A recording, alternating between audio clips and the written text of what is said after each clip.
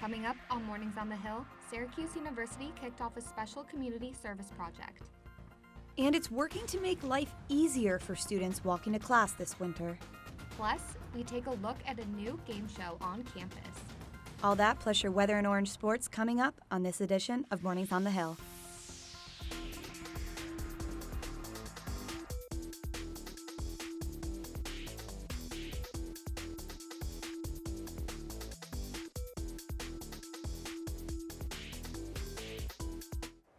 Good morning. Thanks for joining us for Mornings on the Hill. I'm Dana Casulo.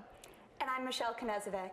This Saturday, the 2019 Remembrance Scholars will be honored at the football game. Last week, 35 Syracuse seniors were honored throughout the week in remembrance of the Pan Am Flight 103 and the 35 SU students who were killed in the bombing. The week of the ceremonies included a candlelight vigil and rose ceremony. Although Remembrance Week is over, scholars pledge to live by the motto, look back, act forward. This past week, students, faculty, and staff came together to kick off 150 days of service in Walnut Park. This service is to commemorate Syracuse University's 150th anniversary by giving back to the community. The goal? 15,000 hours of community service by March 24th, 2020. aka National Orange Day. Many organizations were present at the event, each with a table to get the volunteering started. The rescue mission was decorated socks for the homeless, the SPCA making toys for rescue dogs, and the VA hospital was writing letters to veterans. And Greek Life at Syracuse helped get service started. Volunteers from Greek houses brought kids around the different Greek houses surrounding Walnut Park. The early Halloween celebration was accompanied with music, dancing, and of course, more dancing. You can check out the hashtag SU150 to see how students on campus are giving back. After receiving the Open Society Scholarship, one international student left behind his wife, son, and home to pursue a career in journalism here at SU. Our Alexander Jennerjohn learned how one man's struggles helped shape his future. It was a hard decision, but one that Goya Scopus Beitrel says he would now make again. He took a leap of faith and for the second time in his life, separated from his family to chase his dreams. I had to Google to find out how it is cooked, and the procedure is long. That's why you found it on the plate like that. At the beginning, life was not good, because first of all we were running. You were running from the war, running from bullets and guns and bombs. Goya Scopus Beitrel was around 10 years old when a war in his home country, Uganda, forced him and his family to flee to South Sudan and become refugees. So you had to walk, and it is like 3 days or 2 days walk to the border of Uganda, and you barely have something to eat, but you hope that you reach the border. His time as a refugee was hard, but Scopus says it helped him pursue the life he spent his younger years imagining.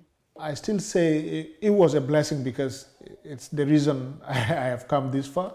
It was an opportunity for my education.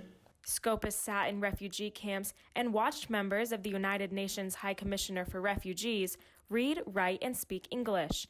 This inspired him to pursue a career in mass communications. And I would tell people, if they ask me what do you want to be in future, I would tell them, I want to speak for everybody here, and I have to go to where they started, which in my mind at the time was the school.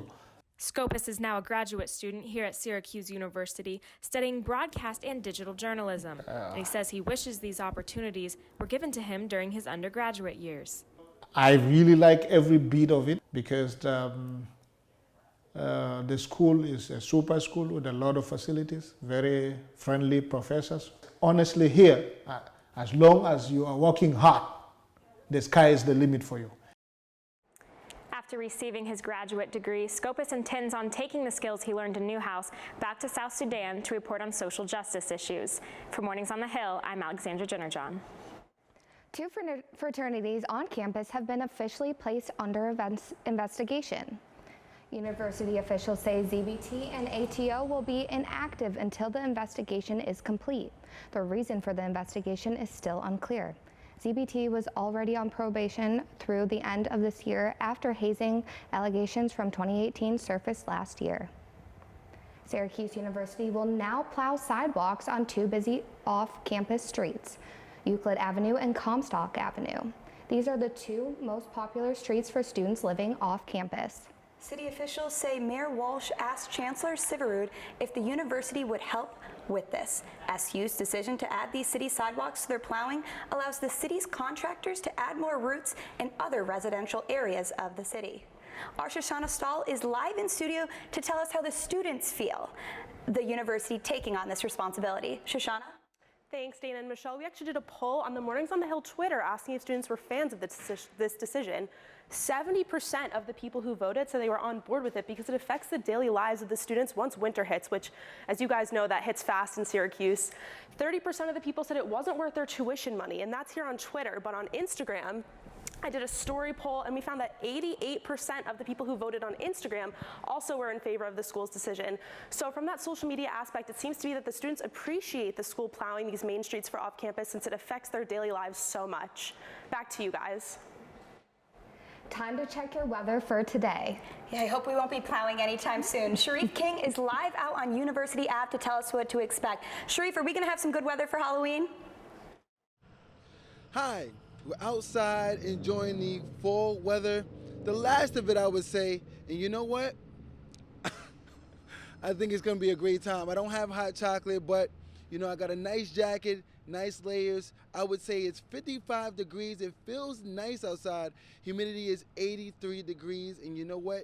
This is a weather time to enjoy. Come out, move around, enjoy the weather before it gets too cold. And you got to use those snow plows. Back to you guys. Thanks, Sharif. Finally, this morning, a Newhouse organization is bringing in a bachelor star to speak at SU. Women in Communications is hosting Ashley Ikanetti Abon. She got her degree from broadcast and digital journalism in the graduate program in 2013. She is best known as Ashley I from her appearances in the Bachelor franchise. She'll be speaking about how Newhouse has helped her career in a moderated event. The talk will take place on December 2nd in the Joyce Herg Auditorium at 7 in the evening.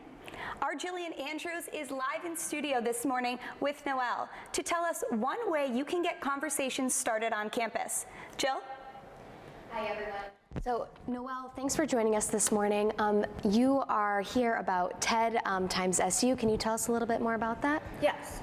TED licensed out their name through TEDx. And in 2014, TEDx licensed the TEDx Syracuse University name, and I personally felt that there was a lack of student speakers throughout the years. So over the summer, I had applied for the license, and I expressed my concern of wanting to bring more student voices to the stage, and then they gave me the license, and now I've been curating speakers to bring out a more diverse conference with student speakers talking for about 10 to 15 minutes. Great, and so you told me a little bit about a trend or like a new theme you're doing this year. Can you tell us more about that? Yes, our 2020 TEDx SU theme is a seat at the table, and what we're doing with that is getting one student speaker to represent every single college on the university to cover a wide range of topics. And the emphasis on this theme is we wanted to give a platform and access for students to have their voice heard on the worldwide stage. That's great. And so why is this important for campus? I believe that there are many issues and concerns and research of things that students are doing, and like I had mentioned in the past, that I don't believe that there has been a well enough coverage of that on the stage. TEDx has multiple different types of conferences, and the SU event is categorized under a university conference. Given that, I believe that all the speakers should be students, and that's what my team has been working on.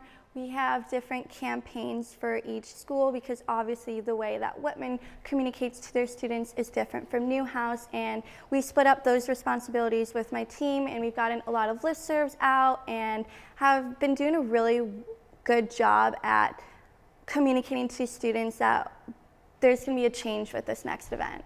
That's great. And so how can students get involved? This is actually the last week that we're taking applications, and you can apply by emailing your idea to tedxsyracuseuniversity@gmail.com, and we'll go through all the applications that we get, and again, we'll narrow it down for each college. In particular, we're really looking for more folk and School of Education applications. Great. A great way to get involved on campus. Thanks again for joining us, Noelle. Thank you for having me. Oh, of course. I'm Julie Andrews for Mornings on the Hill. Coming up here for Mornings on the Hill, a look at a spooky surprise from the Dining Center on campus. I have your latest edition of Eat and Tell. Plus, Cheyenne Nobrega has your sports update. Exciting news for Survivor fans that can't get enough of the competition-driven series. Our Alex Peebles is live in studio on what one Syracuse University group is doing to localize the popular reality TV show. Thanks, Michelle. Survivor's been sweeping the nation's colleges, and Syracuse University students are hopping on that train, bringing the drama-filled competition to our campus. Survivor is in the midst of its 39th season, driving viewers across the nation. Some Syracuse University students are bringing a spin of that show right to campus. Luke Uriarty is the president and host for Survivor Syracuse and said this show has given him a chance to meet people he otherwise would not have if it weren't for the show. Coming into college, I only knew like my group, my solid like 20 group of friends. It's pretty much it. Kind of knew like some people, but having this opportunity to just meet new people with different backgrounds outside of Newhouse, Whitman, the colleges that I'm in, really exposed me to how they interact. Uriarty added that news of the show has spread like wildfire across campus. We had over 70 applicants for season 2, so it's really tough trying to determine who would be good. Some of the main focal points we wanted to see was just commitment to the club, seeing that they would show up to every single tribal council or challenge. Personality, not being just a dry personality, something that could bring something new to the game, and also a difference in background. We wanted to bring together people from different schools, different majors, different upbringings and stuff like that. And even though many people see Survivor Syracuse as a great place to meet new friends, this type of show can cause some uncomfortable moments for cast members. You know, there's a lot of drama that can happen. All of these people did not know each other in the beginning, and now they're really close friends as it went down the line. And once the voting happens, it's tough. But first season cast member Curtis McAuliffe said that this is all outweighed by the relationships he has forged this season. I had only known like one other person in it, and then everybody else, like I had heard about them through other people, and then I didn't really expect to become as close to them as I am now. One of Survivor Syracuse is set to air on January 9th on YouTube. For Mornings on the Hill, I'm Alex Peebles. And it was a busy week for SU Athletics on the Hill. Our reporter Cheyenne Nobrega has their full sports wrap-up.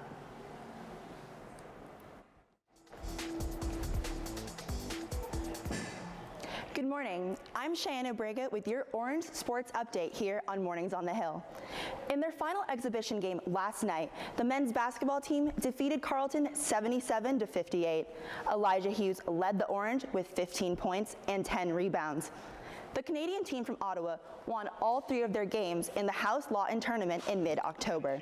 They went into the exhibition game with an 8-1 record. The Red Hot Ravens got off to an early 12-6 lead going into the first TV timeout, but they were no match for the Orange the rest of the way. Buddy Boeheim's second three-pointer of the game put the Orange ahead in the first half. He was the first player in double figures.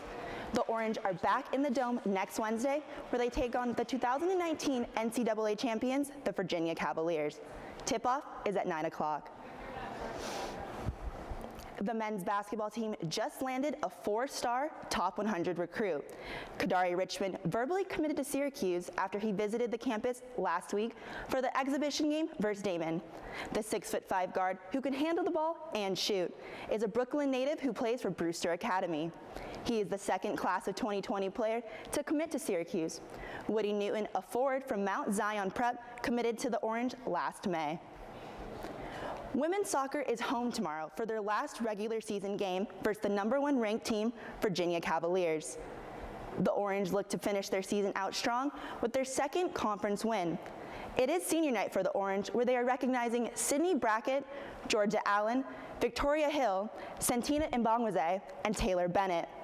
Bennett earned Scholar Athlete of the Week. She's a Dryden, New York native and started in all but 2 of her 67 games with the Orange. The senior celebrations will take place before the scheduled kickoff at 7 o'clock.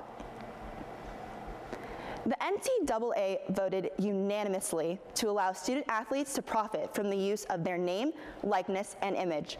The NCAA's Board of Governors voted to have the new rules in place no later than January 2021. This vote comes just 1 month after the NCAA tried to block California Governor Gavin Newsom from signing the country's first pay-to-play law. This law will allow students to accept endorsements while also playing at a collegiate level. It goes into effect in January 2023. And several other states are considering similar legislative motions, including New York. New York proposed this law last month. It had an additional statute which would require colleges to pay their athletes a direct share from athletic revenues. 7 new names have been added to the Syracuse Sports Hall of Fame. Among the athletes is basketball player Breanna Stewart, who is the youngest to ever be inducted. The North Syracuse native played for UConn and was drafted in the first round by Seattle in 2016. She's a WNBA 2018 champion and was the league's most valuable player that season. Former Syracuse running back Floyd Little was also recognized. This New Haven native is a Pro Football Hall of Famer who played for the Denver Broncos. He accounted for 2,750 rushing yards during his time as an Orange. Other inductees include Jason Grilly, Mike Naughton, and J.J. Grant. 2 of the best words in sports, Game 7. The Houston Astros and Washington Nationals are headed for a winner-take-all contest tonight. Washington had a strong showing last night to force Game 7. Former Syracuse chief Steven Strasburg threw 8 frames for the Nationals and only allowed 5 hits. Anthony Rendon had a career night last night, driving in 5 runs on 3 hits, including a solo homer. The Nationals won Game 6, 7-2. This is the first time in World Series history the road team has won their first 6 games. First pitch is at 8 p.m. tonight. Zach Greinke gets the nod for the Astros, and former Cy Young winner Max Scherzer will pitch for the Nats. And that's all for the sports. For Mornings on the Hill, I'm Cheyenne Nobrega. Back to you at the desk. In today's Eat and Tell, it's Milkshake Madness. Right in time for Halloween season, the Goldstein Faculty Dining Center is featuring a spooky treat. Even though it's called the Goldstein Faculty Dining Center, this restaurant, located next to Byrd Library, is open to everybody. Every Friday, the dining center features a special milkshake, but this week, just in time for Halloween, it's something spooky, freak shakes. So that's what we came up with doing here, kind of getting really messy, something that focuses on school spirit as well, and something that's just really fun that everyone can look forward to every week. One SU student came up with a spooky green monster, a featured milkshake available for Halloween. We asked Dining Center manager Sydney Pajak to whip one up. And it's mint chocolate chip ice cream blended up. We do some Oreo cookies to symbolize dirt. We have some cherry juice as blood.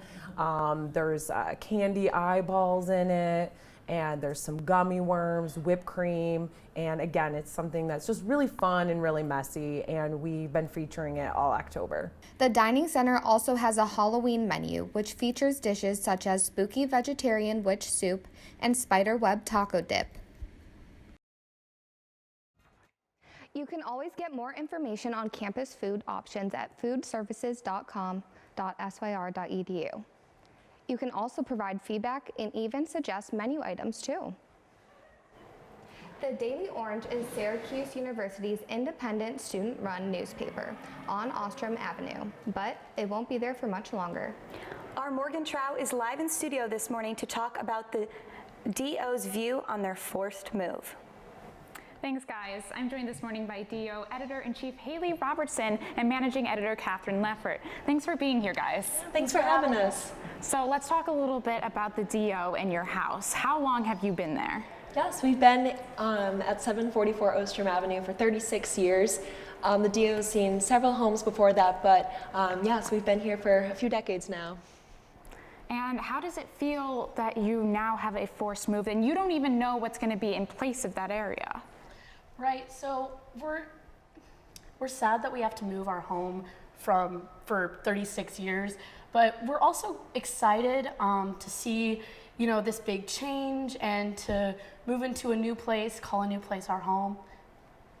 That's awesome. And you know, you don't have to get out until I believe it was mid-November, but you had a party this weekend during Alumni Weekend to celebrate the house and sort of your move. Yeah, so this past weekend we had about 50 to 60 alumni come up for see the house one last time. We had everyone for lunch and dinner, and you know, people shared stories, and we had everyone from the class of 54 to the class of 2019. So it was a really great send-off, but yeah, we still have the house until November 25th, but we're gonna start moving stuff out a few weeks before then. And what is that process going to be like? I know that you have paper all over the walls, you have so much to do there. So how is that process gonna happen?